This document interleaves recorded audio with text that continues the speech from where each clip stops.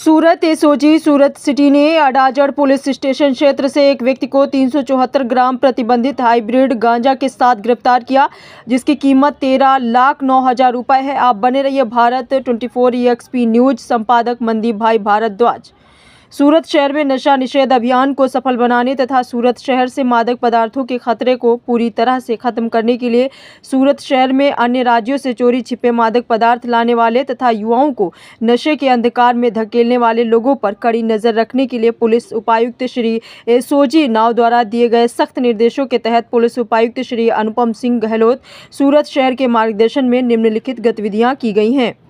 उपरोक्त निर्देशों के तहत एसओजी पुलिस निरीक्षक नाव ने सूरत शहर में मादक पदार्थों की बुराई को पूरी तरह से खत्म करने के लिए एसओजी पुरुषों की अलग अलग टीमों का गठन किया और ऐसी गतिविधियों को करने वाले लोगों के बारे में जानकारी प्राप्त करने के प्रयास किए।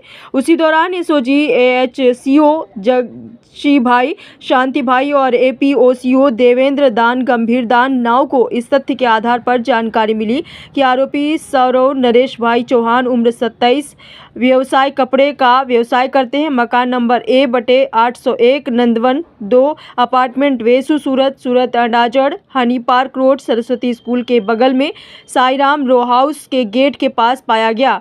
मूल वतन टेलीफोन एक्सचेंज गली लाडनू गांव नागौर राजस्थान को पकड़ा गया। वहीं और उसके पास से 374 ग्राम वजन का हाइब्रिड गांजा जिसकी कीमत 13,09,000 रुपए थी जब्त किया गया।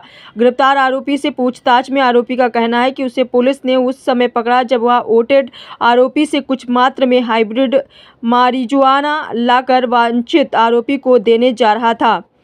इस प्रकार सूरत शहर पुलिस पूरी तरह से प्रतिबद्ध है और सूरत शहर में नशे की बुराई के प्रसार को रोकने के लिए लगातार काम कर रही है। अडाजड़ थाने में आरोपियों के खिलाफ NDPS एक्ट मामला दर्ज है। धारा 8C/B 20B/A 29 के तहत मामला दर्ज किया गया है। इसको सूरत सिटी ની અંદર no drugs in Surat city અભિયાનના અંતર્ગત માનનીય પોલીસ કમિશનર દ્વારા એક ડ્રાઈવ ચલાવવામાં આવે છે, જેના અનુસંધાને એસઓજી દ્વારા એક રેડ કરવામાં આવી હતી। એમાં અમારી જોડે એવી એક ચોક્કસ માહિતી હતી કે અડાજણના હની પાર્કની બાજુમાં આવેલ સાઈરામ રો હાઉસની અંદર રહેતા આગમ ઉત્તમ પટેલ કરીને એક છોકરો છે, જેણે સૌરવ કરીને એક છોકરો છે સૌરવ ચૌહાણ, એની પાસે હાઇબ્રિડ ગાંજો મંગાવેલો હતો। એ માહિતીના આધારે ગઈકાલે અમે એને એસઓજીની ટીમ દ્વારા પકડી લેવામાં આવ્યો હતો। એની જોડેથી 374 ગ્રામ યાनी कि 13,09,000નો મુદ્દામાલ, એક એક્સેસ મોબાઈલ ફોન, વજન કાંટો આવું બધું બરામદ કરવામાં આવ્યું હતું। એના સિવાય એની જોડે વધુ પૂછપરછ કરતા એવી પણ માહિતી મળી હતી કે રિષભ કરીને વેસુમાં એક નંદનવન 2ની અંદર એક છોકરો રહે છે, એ જ આ લોકોને બધાને છોકરાઓને રાખી અને જે લોકોને આવા ગાંજાની કે કંઈ પણ જરૂરિયાત હોય ત્યાં આ સપ્લાય કરતો હતો। સર, આરોપીઓ કઈ રીતે મળીને કામ કરતા હતા? મેન આરોપી શું કરે છે, ક્યાંથી લાગે? મેન આરોપી રિષભ મહનોત કરીને જે છે એ નંદનવન 2 વેસુ ખાતે રહે છે અને એ જ આ જે અત્યારે આપણે જે સૌરવ નરેશકુમાર ચૌહાણને જે પકડ્યો છે એના ઘરે જ રહેતો હતો અને ત્યાંથી જ ડિલિવરી થતી હતી। આ જે રિષભ છે એના મોબાઈલની એની અમે તપાસ કરી આ સૌરવના મોબાઈલમાંથી, તો એની અંદરથી થાઈલેન્ડના મોબાઈલ નંબર મળી આવ્યા છે અને એ થાઈલેન્ડથી જ આ પાર્સલ દ્વારા આ હાઇબ્રિડ ગાંજો મંગાવી અહીંયા બધાને વેચતો હતો। હાલના સંજોગોમાં જોઈએ તો એ લોકોની જોડેથી અમને લિસ્ટ ને એવું મળ્યું છે કે એમાં ટીનેજર્સનો આ હાઇબ્રિડ ગાંજાનો ઉપયોગ કરે છે। અમારા સુરત શહેર અને માનનીય પોલીસ કમિશનર સાહેબ દ્વારા પણ એક દરેક પેરેન્ટ્સને વાલીને નમ્ર અરજ છે કે તમારા છોકરા રાતે ક્યાં જાય છે એનું પૂરેપૂરું ધ્યાન રાખો અને આ હાઇબ્રિડ ગાંજો જે છોકરાઓ કે છોકરીઓ કન્ઝ્યુમ કરે છે એમના કપડાની અંદર આ ગાંજાની વાસ બેસી જતી હોય છે।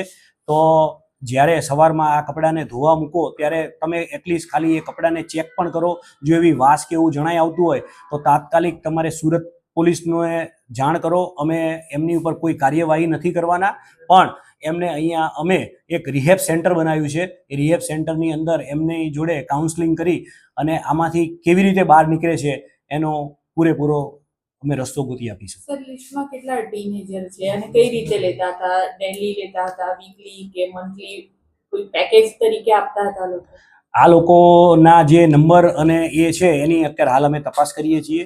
હવે કેવી રીતે લેતા હતા એ આગળ તપાસ કરીશું, એનાથી આપણને ખબર પડશે. સર જે મેઇન એક્યુઝ છે એની અંદર કેટલા લોકો આવી રીતે ડિલિવરી કરતા હતા? અત્યારે જે મેઇન એક્યુઝ રિષભ મહનોત કરીને છે એનો જ આ માણસ છે, સૌરવ કરીને, સૌરવ ચૌહાણ. એ એના જ ઘરની અંદર રહેતો હતો અને એ રાજસ્થાનના ઝાલોર ગામનો છે અને ત્યાંથી જે ડિલિવરી કરાવડાવતો હતો. સર રિષભની પ્રોફાઇલ શું કરે છે, કેટલા સુધી?